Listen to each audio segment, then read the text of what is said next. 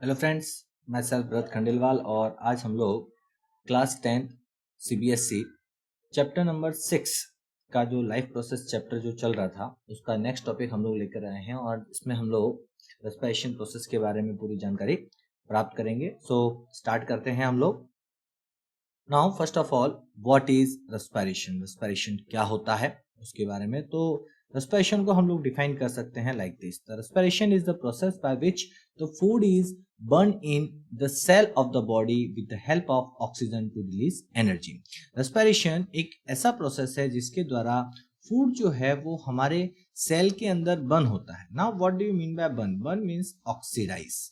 Clear? We know that if something is burn that means it is reacting with oxygen. और यहाँ पर भी food के burn होने का मतलब आग लगना नहीं है, हम लोग ये कहेंगे इट इज ऑक्सीडाइज, ये ऑक्सीडाइज हो रहा है।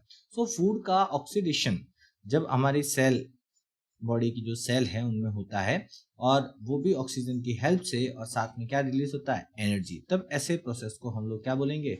हम लोग कहेंगे respiration. Clear? So I think एक सिंपल सी डेफिनेशन आप लोगों को समझ में आ गई होगी। अब देखें, रेस्पिरेशन जब हम लोग बात करते हैं तो हमारे माइंड में डायरेक्टली आता है कि ऑक्सीजन अंदर लेना है और CO2 बाहर छोड़ना है। क्या सभी के अंदर ऐसा ही होता है? सभी ऑर्गेनिज्म के अंदर इसी तरीके का प्रोसेस है? There are some different way of respiration in different organism, अभी समझेंगे। बट मोस्ट ऑफ ऑल में जो मैंने यहाँ डेफिनेशन दी है वो यही डेफिनेशन के बेसिस पर रेस्पिरेशन प्रोसेस ऑर्गेनिज्म के अंदर होता है। But there are different ways of respiration, हम लोग आगे बढ़ेंगे तो देखेंगे। अब इस जो रेस्पिरेशन प्रोसेस है जिसमें मैंने आपको बताया कि फूड का ऑक्सीडेशन हो रहा है ऑक्सीजन की हेल्प से, तो ये रिएक्शन के रूप में हम कैसे बता सकते हैं? तो यू कैन सी हियर, यहाँ एक छोटी सी रिएक्शन मैं आपको बता दूं। The carbohydrate which is C6H12O6, ये आपका जो एक कार्बोहाइड्रेट का फॉर्म है ये O2 के साथ रिएक्ट करता है और रिएक्ट करके आपके क्या बनाता है? CO2 प्लस H2O, और साथ में रिलीज करता है आपके एनर्जी। क्या रिलीज करता है? एनर्जी रिलीज करता है। नाउ यू कैन सी ये पूरा प्रोसेस कहाँ होता है? ये पूरा प्रोसेस हमारे हर सेल के माइटोकॉन्ड्रिया में होता है। It take place in the mitochondria of the cell. Cell के माइटोकॉन्ड्रिया में ये पूरा प्रोसेस होता है। नाउ यू कैन सी कि ये जो प्रोसेस हो रहा है, ये प्रोसेस में जो एनर्जी बन रही है, ये एनर्जी हमारी बॉडी के अंदर कई तरीके के जो फंक्शन है वो करने में हेल्पफुल है। मतलब ये एनर्जी हमारे बॉडी के प्रोसेस चलाने में काम आएगी। तो क्या अब बताओ, जैसे ही ये एनर्जी बनी तुरंत काम में आ जाएगी? नो। इस एनर्जी को कुछ पोर्शन तो हम लोग at a time instantly use कर सकते हैं, but most of all energy का जो पार्ट रहेगा वो हम क्या करेंगे? उसे सेव करेंगे। हम लोग उसे क्या करेंगे? एक तरीके से हमारे बॉडी के अंदर उसे स्टोर करना पड़ेगा। So how will you store it? हम इसे स्टोर कैसे करेंगे? सो हम लोग इस एनर्जी को स्टोर करने के लिए हमारे कुछ पर्टिकुलर मॉलिक्यूल्स हैं उनका यूज करते हैं। How we store it? हम लोग क्या करते हैं? इस एनर्जी को यूज करते हैं एडीपी और फॉस्फेट को ऐड करने में। सो ये एनर्जी आपके एडीपी और फॉस्फेट को ऐड करके क्या बनाती है? एटीपी बनाती है। तो एक तरीके से ये जो एनर्जी हुई ये इन दोनों के बीच में एक बॉन्डिंग बनाने में काम में आ गई और इस मॉलिक्यूल में वो एनर्जी स्टोर हो गई। क्लियर? बट अब ये एनर्जी अगर मुझे वापस चाहिए तो मैं कैसे प्राप्त करूंगा? तो ये एनर्जी मुझे प्राप्त होगी आपके कैसे? जब इस मॉलिक्यूल का क्या होगा? फिर से ब्रेक डाउन होगा। और मोस्टली हमारे बॉडी के अंदर जब हम लोग काम करते हैं, वाइल वर्किंग, जब हम लोग काम करेंगे तो आपके यही एटीपी वापस ब्रेक होगा in the presence of water and it gives out ADP plus phosphate. और जो एनर्जी इसके बीच में लगी थी वो एनर्जी आपकी क्या होगी? फिर से रिलीज होगी। एंड एट दैट टाइम इस एनर्जी से हम जो काम करना चाहेंगे, जो वर्क करना चाहेंगे, वो हम लोग इजिली कर पाएंगे। सो आई थिंक आप लोगों को समझ में आ गया होगा किस तरीके से ये किया जाता है। It is very easy. तो आपको डेफिनेशन एक तो याद रखनी है, व्हाट इज रेस्पिरेशन, कई बार एग्जाम में पूछा जाता है। तो respiration is the process by which the food is oxidize or burn in the cell of the body with the help of oxygen to release energy. Clear? ये पूरा process हमारी body में एनर्जी रिलीज करने के लिए होता है, क्योंकि हमारी बॉडी में जो बहुत सारे काम होते हैं, बहुत सारे प्रोसेसेस चलते हैं, सभी प्रोसेसेस के लिए क्या चाहिए? एनर्जी चाहिए। और बिना एनर्जी के आपका कोई भी काम हो नहीं सकता। तो एनर्जी फॉर्मेशन के लिए कौन सा प्रोसेस होता है हमारी बॉडी के अंदर? रेस्पिरेशन। ये हमारी बॉडी की सेल के अंदर होता है। तो सेल में कौन से पार्ट में होता है? तो ये अगर आपको पूछा जाए तो दैट इज माइटोकॉन्ड्रिया। और आप लोग जानते हैं इसी वजह से माइटोकॉन्ड्रिया को हम लोग हमारे सेल का पावर हाउस कहा जाता है। है ना, आप लोगों को पता होगा, the power house of the cell is called, कौन कहलाता है, माइटोकॉन्ड्रिया। सो ये जो रेस्पिरेशन रिएक्शन है इसे हम लोग डिनोट कैसे करेंगे, केमिकल इक्वेशन के फॉर्म में। तो you can see it here, यहाँ पर एक केमिकल इक्वेशन बता दी गई है, C6H12O6। इस फॉर्म में आपके ये ऑक्सीजन के साथ रिएक्ट करता है और इसके रिएक्शन से आपके एक तरीके से ऑक्सीडेशन से क्या बनेगा, CO2 बनेगा, H2O बनेगा, और साथ में क्या होगी, आपकी एनर्जी रिलीज होगी, और यही एनर्जी आपकी बॉडी में काम करने के लिए हेल्पफुल रहेगी। कुछ तो तुरंत काम आ जाएगी और कुछ हम लोग स्टोर कर देंगे in the form of ATP। Clear. और जब ATP मॉलिक्यूल को हम जब वापस ब्रेक करेंगे तो आपके इस ADP और फॉस्फेट के टूटते ही ये एनर्जी रिलीज हो जाएगी और ये आपके काम करने के लिए आपके बाहर आ जाएगी। सो आई थिंक समझ में आ गया आपको। Now next we will see there are two types of respiration. Respiration जो होते हैं वो आपके कितने तरीके के होते हैं, रेस्पिरेशन दो टाइप के होते हैं। कौन कौन से होते हैं, एक है आपका एरोबिक रेस्पिरेशन, दूसरा है अनएरोबिक रेस्पिरेशन। अभी जो मैंने आपको डेफिनेशन दी वो डेफिनेशन जो है वो आपकी किसके लिए थी, वो डेफिनेशन मोस्टली हम लोग डिनोट करते हैं आपके एरोबिक रेस्पिरेशन, क्योंकि ज्यादातर ऑर्गेनिज्म के अंदर यही रेस्पिरेशन देखा जाता है। बट एक एक्चुअली कहा जाए तो रेस्पिरेशन जो है वो आपके अनएरोबिक टाइप का भी होता है। तो इसमें क्या डिफरेंस है, what is the difference between aerobic and anaerobic respiration. सभी लोग मोस्टली आपने जो छोटी क्लासों के अंदर इसके बारे में थोड़ा बहुत भी पढ़ा है तो आप लोगों को पता होगा, एरोबिक रेस्पिरेशन जो होता है वो O2 की प्रेजेंस में होता है, और जो आपका अनएरोबिक होता है वो O2 की एब्सेंस में होता है। क्लियर। तो एक तरीके से आपके सिंपल है कि ऑक्सीजन के साथ जो रेस्पिरेशन होगा वो एरोबिक है, ऑक्सीजन की एब्सेंस में होगा वो अनएरोबिक है। अगर इसको मैं थोड़ा और डिटेल में जाऊं तो यहाँ एब्सेंस या फिर एक और कंडीशन हो सकती है लैक ऑफ O2। अगर इन दोनों कंडीशन में से कोई एक है तो इट इज अनएरोबिक, और अगर कंप्लीट ऑक्सीजन की प्रेजेंस है then it is called your aerobic. Clear. इसको हम लोग डिटेल में समझते हैं। अब ये जो है ये दोनों ही प्रोसेस रेस्पिरेशन जो होता है that is we can say that it is used for breakdown of, इसका मेन पर्पस क्या होता है, ब्रेकडाउन ऑफ ग्लूकोज। आपकी बॉडी के अंदर जो ग्लूकोज है, जो कार्बोहाइड्रेट है, उसका क्या करना है, ब्रेकडाउन करना है। तो एरोबिक रेस्पिरेशन में ग्लूकोज का ब्रेकडाउन कैसे होता है और अनएरोबिक रेस्पिरेशन में ग्लूकोज का ब्रेकडाउन कैसे होता है। अब आप देख सकते हैं there are three condition, one is the presence of oxygen, second is your absence of oxygen and third is your lack of oxygen. इन तीनों कंडीशन में इस ग्लूकोज का ब्रेकडाउन कैसे होगा वो हम लोग समझते हैं। तो कई बार एग्जाम के अंदर ये पूछा भी जाता है कि explain the breakdown of glucose by various pathway. अलग अलग तरीके से ग्लूकोज का जो ब्रेकडाउन होता है उसे आप लोग समझाइए। सो मैं यहाँ पर आपको इस चार्ट और के माध्यम से आप लोगों को मैं समझाऊंगा कि इस ग्लूकोज का ब्रेकडाउन किस किस तरीके से हो सकता है और फाइनली आपके प्रोडक्ट के रूप में क्या क्या आपको मिलेगा। सो यू कैन सी तीन तरीके के प्रोडक्ट्स हमें मिल रहे हैं। पहली कंडीशन आप देख सकते हो यहाँ पर दिखाई गई है प्रेजेंस ऑफ ऑक्सीजन, दूसरी कंडीशन आप देख सकते हो यहाँ पर दिखाई गई है लैक ऑफ ऑक्सीजन, और तीसरी कंडीशन आप देख सकते हो दिखाई गई है एब्सेंस ऑफ ऑक्सीजन। सो एक जो कॉमन स्टार्टिंग प्रोसेस है वो सब जगह एक जैसा होता है चाहे कोई भी कंडीशन हो। ये प्रोसेस आपके होता है साइटोप्लाज्म। अब क्या होता है कि ग्लूकोज जो होता है वो जैसे ही सेल में पहुंचता है तो साइटोप्लाज्म में ही वो आपके कन्वर्ट हो जाता है किसके अंदर, पायरूवेट के अंदर। Now what is the difference between glucose and pyruvate. तो अब हमारा कोई केमिकल फॉर्मूला तो पायरूवेट का हमें हमारे सिलेबस में नहीं दिया, बट इतना जरूर आपको पता होना चाहिए कि ग्लूकोज जो होता है that is the 6 carbon molecule where is the pyruvate is the 3 carbon molecule. So that means सबसे पहले आपके 6 कार्बन मॉलिक्यूल ग्लूकोज जो है वो 3 कार्बन मॉलिक्यूल पायरूवेट के अंदर कन्वर्ट हो जाता है और थोड़ी सी एनर्जी आपकी क्या करता है यहाँ पर रिलीज करता है। ये जो प्रोसेस है इस प्रोसेस को एक नाम भी है, this is also called your glycolysis. इसे हम लोग क्या बोलते हैं, ग्लाइकोलाइसिस। इसे हम लोग ग्लाइकोलाइसिस कह सकते हैं। सो आपका ये जो प्रोसेस है ग्लाइकोलाइसिस में क्या होता है, आपके 6 कार्बन मॉलिक्यूल ग्लूकोज या carbohydrate converts into 3 carbon molecule pyruvate with the releasing some energy and it take place in the cytoplasm of the cell। ये कहाँ होता है, ये सेल के साइटोप्लाज्म में होता है। नाउ सी पायरूवेट में बदलने के बाद अब अलग अलग कंडीशंस आ जाती है और फिर आपका जो प्रोडक्ट है एंड प्रोडक्ट है वो अलग अलग बनेगा। सो यदि ये आपके पायरूवेट या हम ग्लूकोज की बात करें, अब मैं पायरूवेट बोल रहा हूँ तो इनडायरेक्टली मैं ग्लूकोज का ब्रेकडाउन ही है। तो पायरूवेट का जब आपके प्रेजेंस ऑफ ऑक्सीजन में ब्रेकडाउन होगा तो ये क्या करेगा, ये आपके CO2 plus H2O plus energy formation करेगा। ध्यान रखें, जब आपके पायरूवेट या ग्लूकोज का ब्रेकडाउन कहाँ हो, ऑक्सीजन की प्रेजेंस में, कंप्लीट ऑक्सीजन की प्रेजेंस में, तो ये क्या देता है, CO2 H2O और एनर्जी देता है।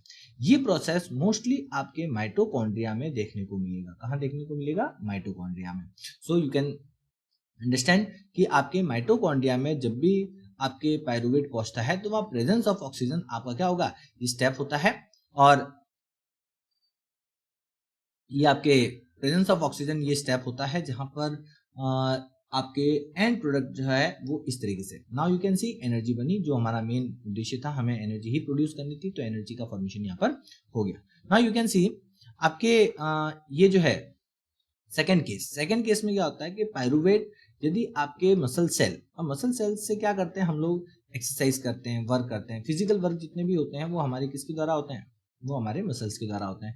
तो जब हमारा फिजिकल वर्क एक साथ बहुत ज्यादा हो जाता है, जैसे कि हम लोग एक्सरसाइज करें, तो कंटिन्यूसली जब हम लोग एक्सरसाइज करते हैं तो मसल सेल्स को लैक ऑफ ऑक्सीजन का सामना करना पड़ता है, मतलब उसे जितनी ऑक्सीजन चाहिए उतनी ऑक्सीजन उसे नहीं मिलती। और ऐसे केस के अंदर वो आपके CO2 H2 और एनर्जी का फॉर्मेशन नहीं करेगा, उसकी जगह वो क्या करेगा, वो आपके लैक्टिक एसिड प्लस एनर्जी का फॉर्मेशन करेगा। एनर्जी तो बननी ही बननी है, लेकिन यहाँ पर CO2 और H2 की जगह क्या बना दिया उसने, लैक्टिक एसिड का फॉर्मेशन कर दिया।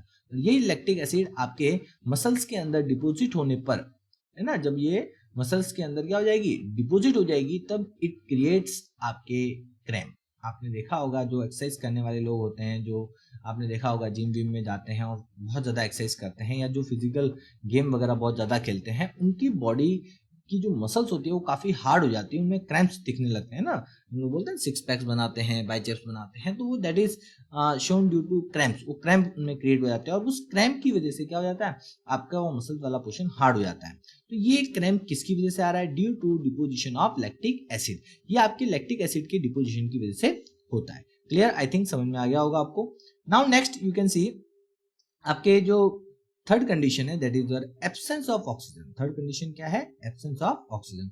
अब एब्सेंस ऑफ ऑक्सीजन में क्या होता है कि जब किसी पर्टिकुलर सेल को या कोई ऑर्गेनिज्म है जिसके अंदर रेस्पिरेशन चल रहा है, उसे बिल्कुल ऑक्सीजन नहीं मिल रही है, तो उस केस में वो इस पायरुवेट या ग्लूकोज का ऑक्सीडाइज करके या उसको ब्रेक करके क्या बनाएगा, तो यू कैन सी वो आपके बनाएगा एथेनॉल, CO2 एंड एनर्जी।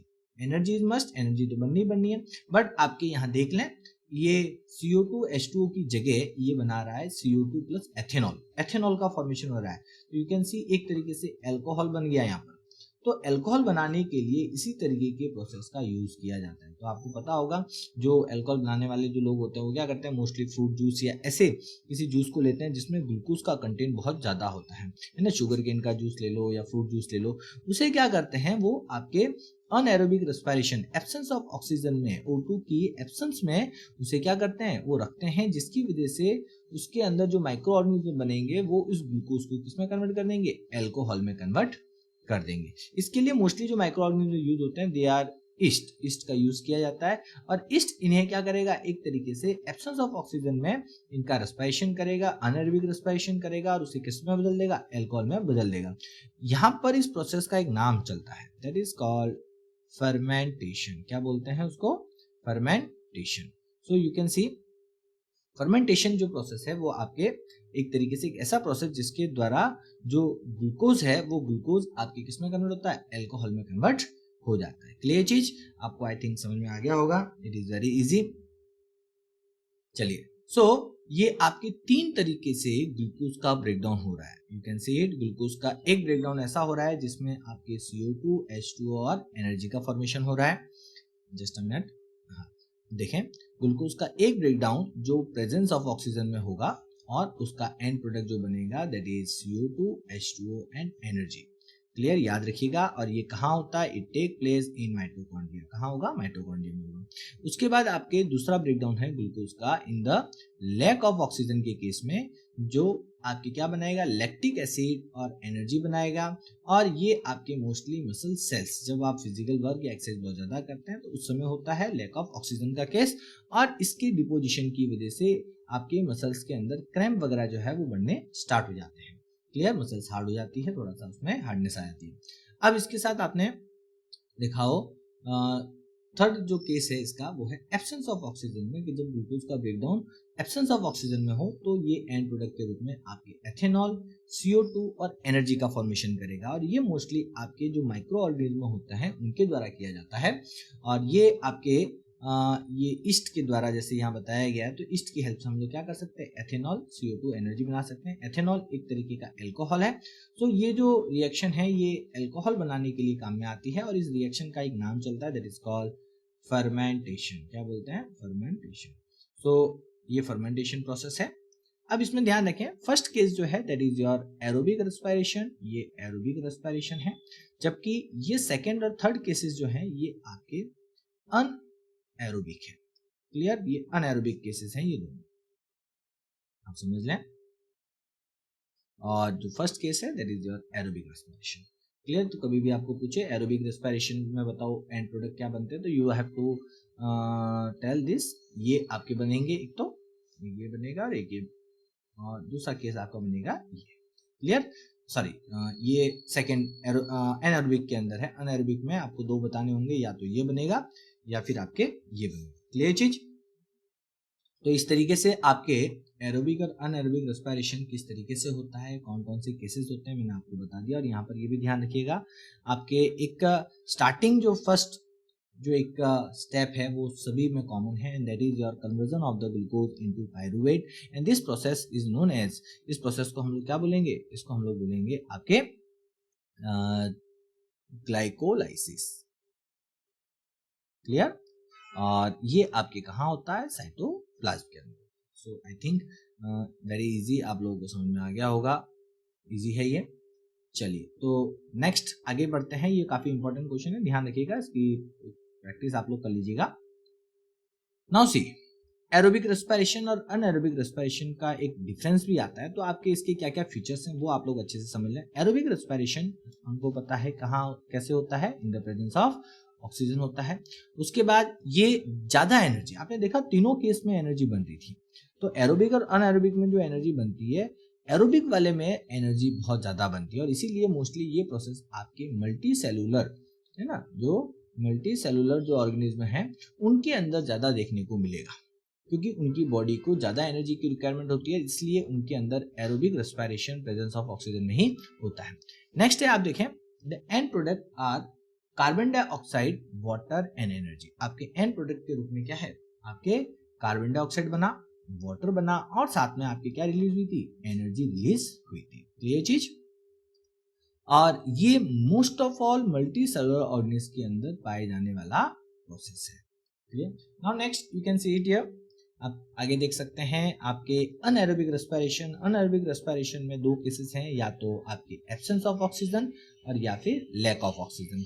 ये आपके बहुत कम एनर्जी प्रोड्यूस करता है, इसमें बनने वाली जो एनर्जी होती है वो बहुत ही कम होती है, एंड द एंड प्रोडक्ट जो आपका बनता है, या तो वो लैक्टिक एसिड प्लस एनर्जी बनता है, या फिर एथेनॉल, कार्बन डाइऑक्साइड और एनर्जी का फॉर्मेशन करता है। क्लियर, तो ये आपके अनएरोबिक रेस्पिरेशन में हो गया, and then it take place in the muscle cell. ये कहाँ कहाँ हो सकता है, ये आपके या तो मसल सेल में हो सकता है केस, या ईस्ट में। मसल सेल में होगा तो लैक ऑफ ऑक्सीजन में, और ईस्ट में जो होगा वो आपके एब्सेंस ऑफ ऑक्सीजन। क्लियर, चलिए, तो ये आपके एरोबिक और अनएरोबिक रेस्पिरेशन का जो डिफरेंस है वो मैंने यहाँ आपको एकदम क्लियर कर दिया। और मैं आपको बता दूं यहाँ पर इस पे जुड़ा हुआ जो क्वेश्चन है कि मसल्स में क्रैम्प क्यों आते हैं, एक्सरसाइज करने वाले की जो मसल्स है वो काफ़ी हार्ड क्यों होती है, उसमें कुछ क्वेश्चंस आपके रहते हैं, तो आप इससे जुड़ा हुआ आंसर दे सकते हैं, तो मैंने यहाँ समझाया। दूसरा है एल्कोहल फॉर्मेशन, जो फर्मेंटेशन है वो किस तरीके का रेस्पिरेशन है और किसमें होता है, तो वो आप इसके आधार पर बता सकते हैं। ठीक है, इस पे एक आपके शुगर केन से किस तरीके से अल्कोहल बनता है वो भी क्वेश्चन आता है, तो वो भी इसी बेस पे पूरा समझाया जाएगा। क्या करते हैं, शुगर केन के अंदर आपको पता होगा जो शुगर केन रहेगा, शुगर केन का जो जूस निकाला जाएगा, है ना, शुगर केन का जूस निकालेंगे तो उसमें ग्लूकोज की मात्रा बहुत ज्यादा होगी, और इस शुगर केन के जूस को क्या कर दिया जाएगा, पहले तो इसको हीट किया जाएगा, हीट करने पर मोस्ट ऑफ ऑल वाटर निकल जाता है, और एक आपके रेडिश ब्राउन सिरप तैयार होता है जिसको हम लोग बोलते हैं मोलेसिस। ठीक है, और ये जो मोलेसिस आपके तैयार होता है, इस मोलेसिस को हम लोग क्या करते हैं, फर्मेंट करते हैं in the absence of oxygen, और ये आपके ईस्ट के द्वारा इसका फर्मेंटेशन किया जाएगा। इसको एक आप कैन के अंदर या वगैरह उसमें ईस्ट डाल करके, इसके अंदर ईस्ट डाल करके उसे क्या करते हैं, एब्सेंस ऑफ ऑक्सीजन में रख दें और इसका फर्मेंटेशन करें। तो जब इसका फर्मेंटेशन होगा तो आपकी किस में कन्वर्ट हो जाएगा, ये आपके कन्वर्ट हो जाएगा एल्कोहल के। क्लियर चीज। सो एक नॉर्मल सा प्रोसेस जो अल्कोहल बड़े लेवल पे बनाने के लिए काम में लिया जाता है वो आपका यही है। क्लियर चीज। तो आप ध्यान रखें। मोलेसिस क्या होता है, मोलेसिस एक जो आपके रेड ब्राउन टाइप का सिरप रहता है जो आपको मोस्टली शुगर केन के जूस को हीट करने पर मिलता है। क्लियर। चलिए नाउ नेक्स्ट आगे बढ़ते हैं। आपके रेस्पिरेशन इन ह्यूमन बीइंग के अंदर रेस्पिरेशन कैसे होता है, ठीक है, ये हमको मेन जो जानना था। सबसे पहले तो हमारे जो ह्यूमन रेस्पिरेटरी सिस्टम जो आपके यहाँ डायग्राम में दिखाया गया है, इसके कौन कौन से पार्ट्स हैं उनकी लिस्ट आप बना लें। आप देखें सबसे पहले आपका जो पार्ट है that is your nostril. You can see ये आपका नोस्ट्रिल वाला पार्ट है, जो नोज होल जिसे हम लोग बोलते हैं, जहां से एयर आपकी बॉडी के अंदर जाती है। इसके बाद आपके नेक्स्ट पार्ट है नेसल कैविटी। यू कैन सी एक पाथ जो आपके नोस्ट्रिल के आगे होता है that is called nasal cavity. फिर नेसल कैविटी आपके आगे एक कॉमन पाथ पर जाकर के कनेक्ट हो रही है, जो बक्कल कैविटी से आने वाला रास्ता भी जहां आ रहा है और नेसल कैविटी से आने वाला रास्ता भी आ रहा है, और आगे वो एक कॉमन पाथ पे जा रही है लैरिक्स की तरफ। That particular portion is called your pharynx, उसे हम लोग फेरिक्स कहेंगे। देन आपके लैरिक्स जो है आप देख सकते हो, इसके जस्ट फेरिक्स के नीचे वाला या ट्रेकिया के जस्ट ऊपर वाला जो पोर्शन है दैट इज कॉल्ड लैरिक्स। क्लियर। ये वाला पोर्शन दिस इज योर लैरिक्स। लैरिक्स के बाद आप देख सकते हो एक ट्यूब, मस्कुलर ट्यूब जो है आपके बन रही है। ये मस्कुलर ट्यूब आपकी क्या कहलाएगी, that is called your trachea. इसे हम लोग क्या बोलेंगे, ट्रेकिया बोलेंगे। नेक्स्ट आप देखें, ये ट्रेकिया आगे जाकर के दो ट्यूब में बढ़ गई और एक ट्यूब लेफ्ट लंग में चली गई, एक राइट लंग में चली गई। इस तरीके से ये दो ट्यूब बढ़ करके एक एक लंग में एंटर करती है, तो उसे हम लोग बोलते हैं ब्रोंकाई। क्या बोलते हैं, ब्रोंकाई। क्लियर। उसके बाद आपके ब्रोंकाई आगे जाकर के और सेवरल फर्दर ट्यूब्स के अंदर डिवाइड होती है। तो ये और आगे डिवाइड होने पर आपकी जो और स्मॉलर ब्रांच आती है इन ट्यूब्स की, दे आर कॉल्ड ब्रोंक्यूल्स। इन्हें हम लोग क्या बोलेंगे, ब्रोंक्यूल्स। और उसके बाद आपके ब्रोंक्यूल्स की लास्ट एंड पर आप देख सकते हो, क्या दिख रहे हैं आपको, बलून लाइक स्ट्रक्चर दिख रहे हैं। इसे मैग्नीफाई करके देखें तो ये इस तरीके का दिखेगा। लास्ट एंड पर आपको काफी सारे बलून्स एक साथ एक पर्टिकुलर इस ब्रोंक्यूल्स के एंड पर आपको नजर आएंगे। तो ये जो पोर्शन है this is called your alveoli, जिसे हम लोग क्या बोलेंगे, एल्वियोली। नाउ नेक्स्ट आपका ये पूरा पोर्शन जिसके अंदर ब्रोंकाई आ गया, ब्रोंक्यूल्स आ गया, एल्वियोली आ गया, ये पूरा एक मस्कुलर ऑर्गन में कवर्ड रहता है and that part is called your lungs. उसे हम लोग क्या बोलेंगे, लंग्स।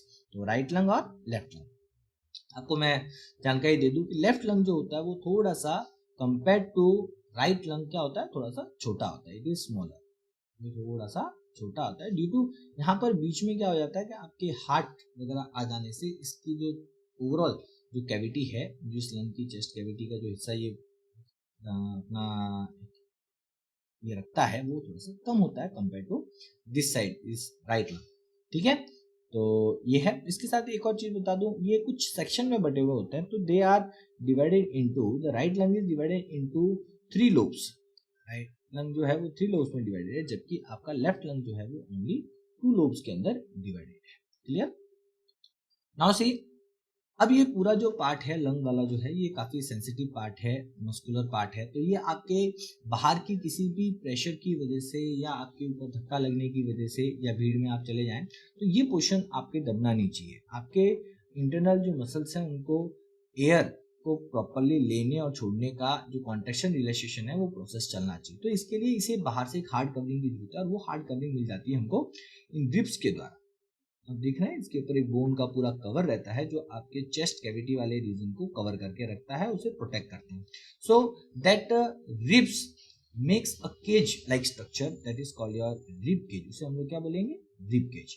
और फिर आपके नीचे की तरफ आप देख सकते हो एक शीट है जो इस लंग्स को एक तरीके से कंप्रेस करना, रिलैक्स करने में हेल्प करती है ताकि एयर अंदर बाहर हो सके, है ना। ब्रीथिंग करने के लिए मोस्टली ये डायफ्राम काम में आता है। क्या काम होता है इसका, ब्रीथिंग। और ये ब्रीथिंग करने में सबसे इंपॉर्टेंट पार्ट है क्योंकि ये डायफ्राम ही आपके चेस्ट कैविटी को उसकी वॉल्यूम को कम करता है, फिर वापस बढ़ाता है, फिर कम करता है। इस तरीके से एयर इन और आउट होती रहती है, एक्सहेलेशन इनहेलेशन चलता रहता है और आपका रेस्पिरेशन प्रोसेस कंटिन्यू चलेगा। सो एक मस्कुलर शीट जो नीचे की तरफ लंग्स की पाई जाएगी, सर्कुलर मस्कुलर शीट होती है, और ये आपकी कहलाती है डायफ्राम। इसे क्या बोलेंगे हम लोग? Diaphragm. Clear? So I think आपको सिस्टम समझ में आ गया। ये आपकी बुक का डायग्राम है, यू कैन सी इट, और इसमें आप समझ सकते हो सारे पार्ट्स दिखाए गए हैं। एल्वियोली वाला पोर्शन आप देख लो, काफी एनलार्ज करके इसमें दिखाया गया, और आप देख सकते हैं एल्वियोली जो होती है इसके आसपास ब्लड लाइन की सप्लाई बहुत ज्यादा होती है, आप समझ सकते हो, है ना, पूरा ये ब्लड से घिरा हुआ होता है। और इस एल्वियोली और इस ब्लड लाइन के बीच में क्या होता है? आपकी गैस एक्सचेंज होता है। सो आप देख सकते हैं इस तरीके से ये प्रोसेस चलता रहेगा, और हमारा जो रेस्पिरेशन प्रोसेस है वो कंटिन्यू चलेगा। अब ये पूरा प्रोसेस कैसे होता है, कैसे एयर अंदर आती है, कैसे एयर बाहर जाती है, वो हम लोग समझते हैं। सो अब मैं आपको बताता हूँ, दैट इज कि आपका ये प्रोसेस जो है वो कैसे चलता है, एयर का पाथ क्या रहता है, किस किस पाथ से गुजरता है, किस पाथ के अंदर कौन कौन से पार्ट है, और उसका क्या रोल है, वो समझते हैं। सो सबसे पहले हम लोग बात करते हैं आपके एयर की जो एंट्री होती है वो कहाँ से होती है? वो नोस्ट्रिल से होती है। तो यू कैन सी कि हमारे जो ये नोस्ट्रिल वाला जो पोर्शन है, इस नोस्ट्रिल वाले पोर्शन से एयर क्या होगी? अंदर आएगी, और फिर ये एयर आपके यहाँ से एंटर करने पर, है ना, आप समझ सकते हैं नोस्ट्रिल जो है इस तरीके से दो होल हमारे पाए जाते हैं, और बीच में एक शीट रहती है। आपको पता हो तो दोनों नोस्ट्रिल एक बीच में एक बहुत ही पतली लेयर से क्या होता है, दोनों पार्ट जो है अलग अलग रहते हैं। यहाँ से एयर जो एंटर करती है वो इधर से होती हुई आगे जाती है, और यहाँ से जो एयर एंटर करती है वो आपके इधर से होती हुई आगे जाती है। अब ये दोनों बीच में एक पतली लेयर से दोनों पार्ट सेपरेटेड रहते हैं। ये जो बीच में पतली लेयर है इसके अंदर ब्लड लाइन की सप्लाई होती है ना, ब्लड कैपिलरीज, ब्लड कंप्लीटली आपके यहाँ तक, और ये बहुत पतली लेयर है।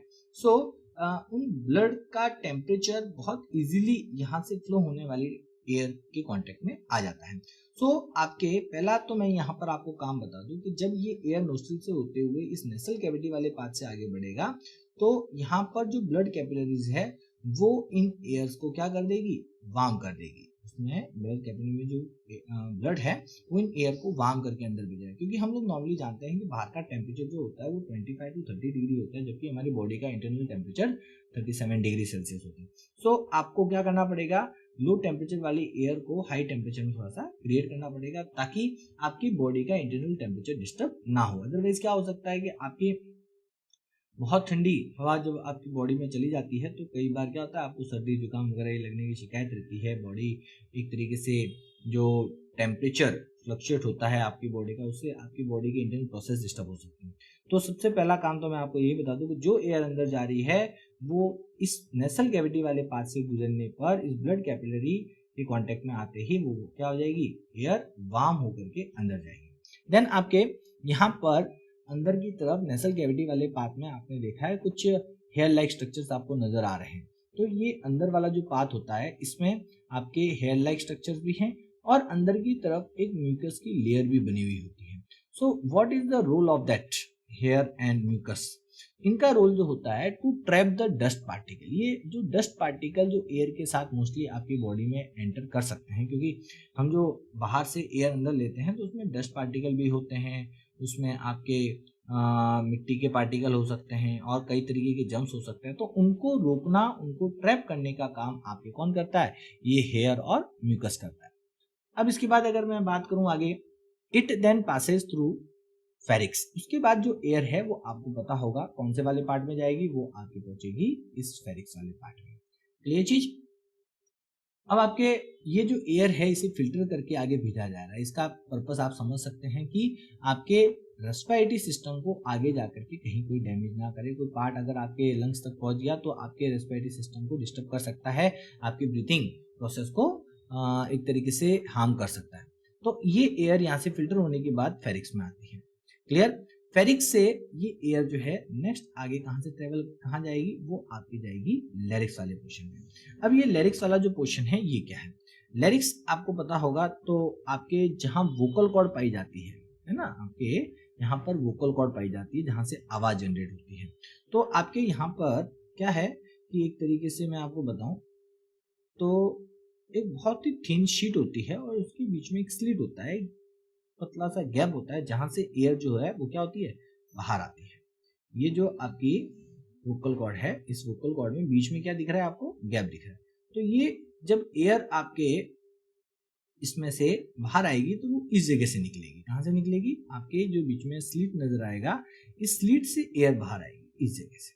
क्लियर? और जब एयर इस जगह से बाहर आती है तो क्या होता है, ये आपके इस लेयर को, ये जो थिन शीट है इसे वाइब्रेट कराती हुई, ये वोकल कॉर्ड को वाइब्रेट कराती हुई आएगी, और इसी की वजह से इसका वोकल कॉर्ड का जब वाइब्रेशन होता है तो वाइब्रेशन की वजह से ये क्या प्रोड्यूस करती है, ये साउंड प्रोड्यूस करती है। तो हमारे जो गले से जो आवाज आती है वो due to vibration of this vocal cord. ठीक है, अब आप देखें फिर एयर यहां से आगे जब जाती है तो नेक्स्ट पार्ट कौन सा है आपका, ट्रैकिया। क्लियर? अब ट्रैकिया के अंदर जब एयर जाती है तो ट्रैकिया क्या है, एक मस्कुलर ट्यूब है। ट्रैकिया क्या है, एक मस्कुलर ट्यूब है। अब कोई भी ट्यूब है, आप जैसे इस मस्कुलर ट्यूब को एक स्ट्रॉ से कंपेयर कर लें। अगर आप जूस पी रहे हैं स्ट्रॉ की हेल्प से, और आपके जब आप ऊपर से सक करते हैं तो जूस यहाँ से एंटर करता है। क्लियर? और ये जूस यहाँ कंटिन्यू आपको मिलता रहेगा। अब आप सोचें कि अगर किसी कारण से मैं इस नीचे वाले पोर्शन को अंगूठी से बंद कर दूं या किसी भी तरीके से इसे पैक कर दूं और फिर मैं यहाँ से सक करने की कोशिश करूंगा तो इस ट्यूब का क्या होगा? यू ऑल नो, ये ट्यूब आपके एक तरीके से बैंड हो जाएगी, कोलैप्स हो जाएगी, सिकुड़ जाएगी। अब अगर ये ट्यूब की जो लेयर है, ये जिस मटेरियल से बना हुआ है, वो मटेरियल अगर थोड़ा सा भी कमजोर निकला तो क्या होगा, ये आपके एक तरीके से क्रैक होने के चांसेस रहेंगे। इस स्ट्रॉ की क्या हो जाएगा, क्रैक होने के चांसेस। अगर ये स्ट्रॉ मान लो क्रैक हो गया, फिर उसके बाद आप इसे जूस पीने की कोशिश करो, क्या आप इसे जूस पी पाओगे? नहीं पी पाओगे, वो जूस प्रॉपर्ली ऊपर आएगा ही नहीं। वैसा क्या वैसा ट्रैकिया का केस है। ट्रैकिया एक मस्कुलर ऑर्गन है, और जब हम लोग एयर इन और आउट करते हैं तो वो उसी ट्यूब से आती जाती रहती है। लेकिन अगर किसी कारण से आपके यहाँ पर ब्लॉकेज आ जाए और फिर आप एयर अंदर लेने की कोशिश करो, या फिर यहाँ ब्लॉकेज आ जाए और फिर आप एयर को बाहर एक्सेल करने की कोशिश करो, क्या होगा, ये ट्यूब अगर एयर नहीं हुई, जिस समय इसमें एयर नहीं हुई, ये क्या हो सकती है, ये ट्यूब आपके कोलैप्स हो सकती है। और कोलैप्स होने पर क्या होगा, ये ट्यूब आपके क्रैक हो जाएगी। और क्रैक होने पर इसके बाद जब भी आप ब्रीथ इन या ब्रीथ आउट करोगे, एयर का लीकेज होगा, बॉडी के अलग अलग पार्ट में एयर जाएगी, प्रॉपर आपका जो ब्रीथिंग प्रोसेस है वो नहीं हो पाएगा। और ब्रीथिंग प्रोसेस डिस्टर्ब हुआ मतलब रेस्पिरेशन प्रोसेस डिस्टर्ब हो गया। तो इसे क्रैक होने से बचाना है, इसे कोलैप्स होने से बचाना है, उसके लिए आपके इस ट्यूब के ऊपर एक सपोर्टिंग पार्ट रहते हैं, they are called ring of cartilage. इस तरीके से एक हार्ड स्ट्रक्चर आपके कुछ बोन लाइक चीज ही होती है, but it is not bone, ये कार्टिलेज है, और ये इसको सपोर्ट प्रोवाइड करते हैं, जिससे इसमें एयर हो ना हो ये कभी भी कोलैप्स नहीं होगा। सो यहाँ पर ध्यान रखिएगा, मैंने एक और नाम बताया, रिंग ऑफ कार्टिलेज, जो इस ट्रैकिया के सपोर्टिंग पार्ट के रूप में होता है, जो इसके ऊपर होता है, जो इसे कोलैप्स होने से बचाता है जब इसके अंदर एयर नहीं होती ट्रैकिया में। क्लियर चीज? आई थिंक समझ में आ गया होगा आपको। नाउ नेक्स्ट आपके जो है ये एयर आपके ट्रैकिया से होती हुई आगे कहाँ जाएगी, जो ट्रैकिया का डिवीजन हो जाता है ब्रोंकाई, ब्रोंकाई से होती हुई वो एंटर करती है लंग्स के अंदर। कहाँ एंटर कर रही है? लंग्स में। ब्रोंकाई आगे जाकर के और नैरो ट्यूब में डिस्ट्रीब्यूट हो रही है, तो वो जो नैरो ट्यूब में डिस्ट्रीब्यूट है, दे आर कॉल्ड योर ब्रोंकिल्स। इसे क्या बोलते हैं? Bronchioles.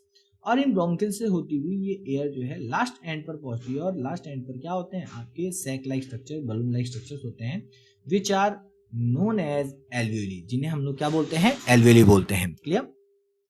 Now you can see, ये जो एल्वियोली है, ये एल्वियोली आपकी क्या करते हैं? ये एल्वियोली आपकी गैस एक्सचेंज करने का काम करते हैं। इनका काम क्या है? Gas exchange. मेन काम जो है इनका क्या है? गैस एक्सचेंज करना। अब ये एल्वियोली गैस एक्सचेंज किसके साथ करती है? तो मैंने अभी आपको बताया था कि एल्वियोली जो लास्ट एंड पर पाई जाती है, इस एल्वियोली के चारों तरफ आपके क्या होते हैं? आपके ब्लड लाइंस होती है। ठीक है, इनके चारों तरफ क्या होती है? ब्लड लाइंस होती है। और ये जो ब्लड लाइन यहाँ आती है, ये ब्लड लाइन इनके आसपास ब्लड लेके आती है, और इस तरीके से ब्लड के अंदर जो आपके O2 होता है, ब्लड के अंदर जो ऑक्सीजन है, ब्लड के अंदर जो CO2 होता है, वो तो आपके एल्वियोली में आ जाता है, और एल्वियोली के अंदर जो O2 आता है, वो O2 आपके एल्वियोली से ब्लड में आ जाता है। तो इस तरीके से यहाँ पर गैस एक्सचेंज होता है बिटवीन ब्लड एंड एल्वियोली। इसके बीच में ब्लड एंड एल्वियोली के बीच में आपके गैस एक्सचेंज हो जाता है, और ये आपके जो प्रोसेस है ये कंटिन्यू चलता रहता है। तो यहाँ एल्वियोली ने जो मेन रोल किया, वो एल्वियोली ने क्या किया? ब्लड वेसल्स की सप्लाई जो इसके आसपास है उसके साथ गैस एक्सचेंज किया। क्लियर। एल्वेली का एक इंपॉर्टेंस मैं ये कह सकता हूँ कि एल्वेली एक बहुत बड़ा सरफेस एरिया क्रिएट करती है ना, जिससे ज्यादा गैस एक्सचेंज होता है और इससे आपके क्या होगा, आपके जो ऑक्सीजन ज्यादा से ज्यादा आपकी बॉडी के अंदर आएगी और आपकी बॉडी में सप्लाई होगी, जिससे ज्यादा एनर्जी आपकी बॉडी में क्रिएट हो पाएगी। क्लियर चीज। चलिए नाउ नेक्स्ट, आपके जो एल्वेली है ये क्या कर रही है, तो इसमें हम लोग पॉइंट लिख सकते हैं। तो alveoli helps to increase the surface area for the maximum gas exchange. Clear. ये मैं आपको बता दूं कितना सरफेस एरिया ऑलमोस्ट क्रिएट करती है। हमारे एक लंग्स के अंदर ये 80 मीटर स्क्वायर तक का सरफेस एरिया क्रिएट करती है। You can understood 80 meter square कितना होता होगा। अगर एक मैं प्लेग्राउंड मानूं जो आपके 40 मीटर इसकी लेंथ हो और 2 मीटर इसकी विड्थ हो, इतना बड़ा एरिया जो है सरफेस एरिया होता है आपके एक एल्वेली का। एल्वेली का जो मतलब इस लंग्स के अंदर ओवरऑल सारे एल्वेली का मिला करके तो काफी ज्यादा है, और इतने बड़े सरफेस एरिया से आप सोचें जब गैस एक्सचेंज होगा तो बहुत ज्यादा होगा। सो हमारी बॉडी के लिए बहुत जरूरी है, होना भी चाहिए। नाउ नेक्स्ट, अब ये एयर जो आपके गैस एक्सचेंज यहाँ पर हो जाता है ना, आप देख लीजिए एयर यहाँ से होती हुई यहाँ आई और फिर यहाँ से होती हुई यहाँ, और यहाँ पर गैस एक्सचेंज किया, और गैस एक्सचेंज करने के बाद आई तब O2 ज्यादा थी, लेकिन जब अब ये एयर वापस रिवर्स जाएगी तब इसके अंदर क्या ज्यादा होगी, CO2। तो अब रिवर्स पाथ क्या होगा, एल्वेली से वापस ब्रोंकिल्स में आएगा, ब्रोंकिल से वापस आपके ब्रोंकाई में आएगी, ब्रोंकाई से ट्रैकिया में आएगी एयर, ट्रैकिया से लैरिक्स में आएगी, लैरिक्स से फेरिक्स में आएगी, फेरिक्स से आपके नेसल कैविटी और फिर नोस्ट्रिल से होती हुई बॉडी से बाहर। इस तरीके से ये एयर का फ्लो जो है आपका रेस्पिरेशन प्रोसेस जो है आपके इस रेस्पिरेटरी सिस्टम में चलता रहता है। अब यहाँ पर आपको मैं बता दूं कि मेन रेस्पिरेशन जो होता है, ये तो रेस्पिरेशन प्रोसेस में एयर फ्लो हमने समझा, मेन रेस्पिरेशन क्या होता है कि जब ये गैस एक्सचेंज हो जाता है ब्लड के साथ, तो ब्लड इस ऑक्सीजन वाले ब्लड को कहाँ लेके जाता है, सेल तक लेके जाता है, और सेल में आपके क्या होता है, ये O2 आपके फूड या कार्बोहाइड्रेट के साथ क्या करता है, रिएक्ट करता है, और कार्बोहाइड्रेट के साथ रिएक्ट करेगा, उसके बाद ये क्या बनाएगा, ये CO2 प्रोड्यूस करेगा, वो CO2 वापस आपके ब्लड को दी जाएगी, और वो ब्लड आपकी CO2 लेकर के वापस कहाँ आएगा, लंग्स में आएगा, वो CO2 यहाँ दे दी जाएगी, फिर इस CO2 को हम लोग क्या करेंगे, एक्सेल करेंगे। तो इस तरीके से रेस्पिरेशन जो मेन रेस्पिरेशन है वो कहाँ हो रहा है, वो आपके सेल के माइटोकॉन्ड्रिया में हो रहा है। कहाँ हो रहा है, माइटोकॉन्ड्रिया के अंदर हो रहा है, और इससे आपके जो CO2 बनती है उसे हम लोग एक्सेल करते हैं। O2 जो आती है वो आपके सेल तक जाती है, और सेल से CO2 बनती है, वो वापस बाहर आकर के हम लोग हमारे रेस्पिरेटरी सिस्टम के द्वारा या उसकी हेल्प से हम लोग क्या करते हैं, उस CO2 को एक्सेल करते हैं। बात आप लोग याद रखिएगा, जब अंदर जाता है तब आपके बाहर से नोस्ट्रिल से होता हुआ नेसल कैविटी, नेसल कैविटी से फेरिक्स, लैरिक्स, ट्रेकिया, ब्रोंकाई, ब्रोंकिल्स, एल्वेली, फिर ब्लड के साथ गैस एक्सचेंज होता है, फिर वापस रिवर्स चलता है प्रोसेस, तो एल्वेलाई, ब्रोंकिल्स, ब्रोंचेस, फिर आपकी ट्रेकिया, लैरिक्स, फेरिक्स, नेसल कैविटी, नोस्ट्रिल और आउट ऑफ द बॉडी। इस तरीके से ये एयर का फ्लो इन और आउट होता है। इस बीच कुछ छोटे छोटे क्वेश्चंस थे जो मैंने आप लोगों को समझा दिया। एक तो रिंग ऑफ कार्टिलेज के ऊपर क्वेश्चन आता है कि क्या पर्पस है, दूसरा आपके हेयर और म्यूकस जो इसमें पाए जाते हैं उसका क्या पर्पस है, ठीक है, और एल्वेली का क्या रोल रहता है वो आपको समझाना होगा। तो आई थिंक आपको ये प्रोसेस समझ में आ गया, और आपको डायग्राम की प्रैक्टिस करनी है। प्लीज आप लोग डायग्राम की प्रैक्टिस करें। आप मेरे चैनल पर इससे रिलेटेड जो डायग्राम का एक वीडियो दिया हुआ है वो आप सर्च कर सकते हैं, मैं डिस्क्रिप्शन में लिंक भी दे दूंगा। सो आप इसको बहुत ही अच्छे तरीके से इजी वे में बना सकते हैं। ऐसे देखा जाए तो आपके जो बुक वाला डायग्राम है काफी कॉम्प्लिकेटेड है, बट मैं जो डायग्राम आपको दे रहा हूँ ये काफी ईजी है और ये आपके लिए अच्छा रहेगा। नाउ सी नेक्स्ट आगे, मैकेनिज्म ऑफ ब्रीदिंग। आपके ब्रीदिंग प्रोसेस क्या होता है। देखो रेस्पिरेशन जो है वो आपका एक बायोकेमिकल प्रोसेस है। रेस्पिरेशन जो है वो क्या है, एक तरीके का बायोकेमिकल प्रोसेस है, बट ब्रीथिंग जो मैं बात करूं that is normally a physical process. Air को अंदर लेना और एयर को बाहर छोड़ना, ये जो प्रोसेस होता है दैट इज कॉल्ड ब्रीथिंग। अब ये एयर अंदर कैसे आ रही है, एयर बाहर कैसे जा रही है, किसकी वजह से हो रहा है, कैसे हो रहा है, वो समझते हैं। तो ब्रीथिंग में सबसे इंपॉर्टेंट रोल रहता है आपके किसका, डायफ्राम का। किसका रोल रहता है, डायफ्राम का। तो डायफ्राम कैसे आपकी ब्रीथिंग करवाता है वो हम लोग समझते हैं। नाउ यू कैन सी सबसे पहले जैसे आप ये देख रहे हो डायफ्राम नीचे की तरफ एक मस्कुलर शीट के रूप में लंग्स के नीचे होता है। तो जब ये डायफ्राम आपके क्या होता है, कॉन्ट्रैक्ट होता है, तो कॉन्ट्रैक्ट होने पर इसका मूवमेंट कहाँ होता है, नीचे की तरफ।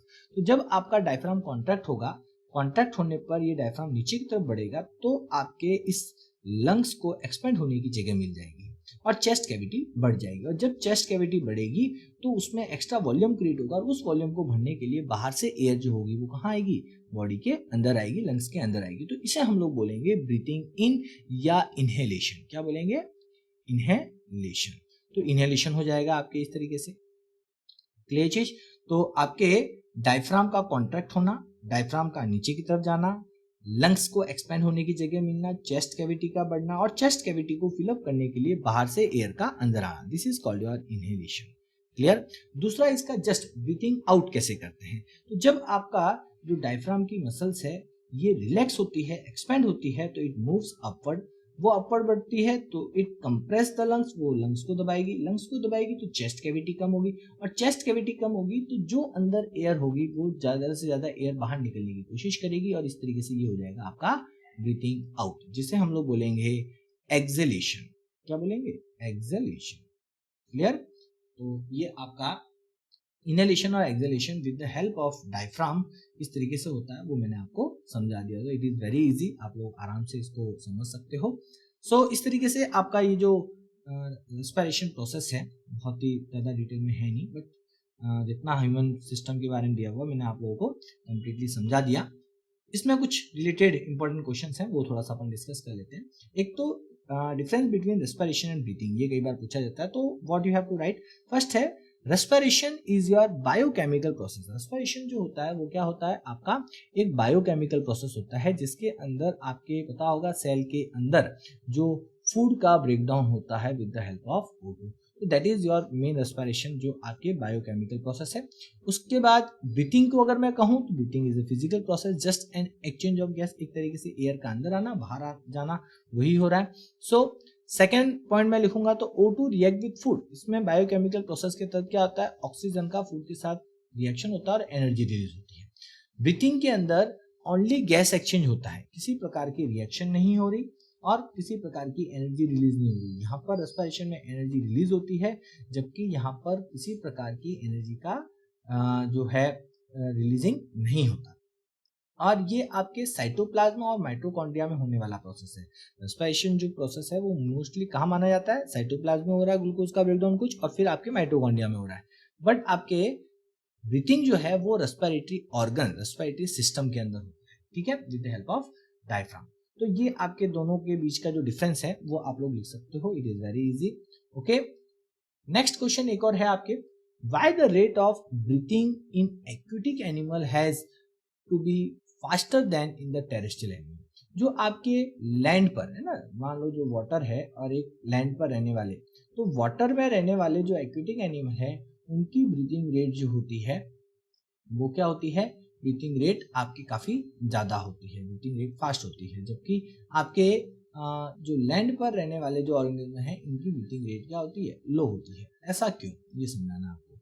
सो हम लोग ये कह सकते हैं कि वाटर के अंदर जो ऑक्सीजन डिजोल्व होती है वो काफी कम होती है, तो जो भी वाटर में रहेगा उसे अगर ऑक्सीजन की रिक्वायरमेंट ज्यादा है तो उसे ब्रीथिंग रेट फास्ट रखनी पड़ेगी ताकि जो इस वाटर में ऑक्सीजन है वो ज्यादा से ज्यादा उसे मिल सके। तो ब्रीथिंग फास्ट करेगा तो ये ऑक्सीजन क्योंकि ऑलरेडी बहुत कम है तो आपको फास्ट ब्रीथिंग करनी पड़ेगी। और लैंड पर रहने वाले जो एनिमल्स हैं वो एयर से रेस्पिरेशन करते हैं, एयर से ऑक्सीजन लेते हैं, इसलिए एयर के अंदर जो डिजोल्व ऑक्सीजन है वो काफी ज्यादा होती है। और दैट्स वाई आपके जो टेरेस्ट्रियल एनिमल होते हैं उनकी ब्रीथिंग रेट जो होती है वो एक्वेटिक एनिमल की कंपैरिजन में थोड़ी सी क्या होती है, लो होती है। ये चीज तो आई थिंक आप लोगों को समझ में आ गया होगा क्या आंसर है। नाउ नेक्स्ट आपके एक और है, how alveoli are design to maximise the exchange of gases. हमारी जो रेस्पिरेटरी सिस्टम के अंदर जो एल्वेoli है उनको ज्यादा से ज्यादा आपके गैसेस के एक्सचेंज करने के लिए किस तरीके से डिजाइन किया गया है, किस तरीके का डिजाइन है उनका वो समझते हैं। तो पहला तो है कि हमारे एल्वेoli एक लार्ज सरफेस एरिया क्रिएट करती है, जो मैंने आपको बताया समथिंग अराउंड 80 मीटर स्क्वायर एक लंग के अंदर की जो एल्वेoli है वो क्रिएट करती है, और it is a very large surface area for the exchange of gases. जितना ज्यादा सरफेस एरिया होता है उतना गैस एक्सचेंज होने की संभावना ज्यादा है। दूसरा है इसकी जो वॉल है वो बहुत ही थिन और डेलिकेटेड सरफेस वाली होती है, जिसकी वजह से इजीली आपका जो गैस का डिफ्यूजन है, एक्सचेंज ऑफ गैसेस जो है वो ब्लड के साथ हो पाता है। ठीक है, एल्वेओली की जो वॉल है, जो दीवार है, वो बहुत ही थिन है, जिसकी वजह से इजी डिफ्यूजन और एक्सचेंज ऑफ गैस हो पाता है। इसके साथ alveoli is richly supplied with the blood vessels, उनके आसपास ब्लड सप्लाई बहुत ज़्यादा होती है, जिससे आपके गैस एक्सचेंज जो है वो आपके बहुत ज़्यादा हो सकता है। तो ये चीज़ आई थिंक आपको समझ में आ गया होगा कि ये क्या क्या पॉइंट्स हैं और किस तरीके से एल्वेओली जो है वो आपके रेस्पिरेटरी सिस्टम के अंदर गैस एक्सचेंज को मैक्सिमाइज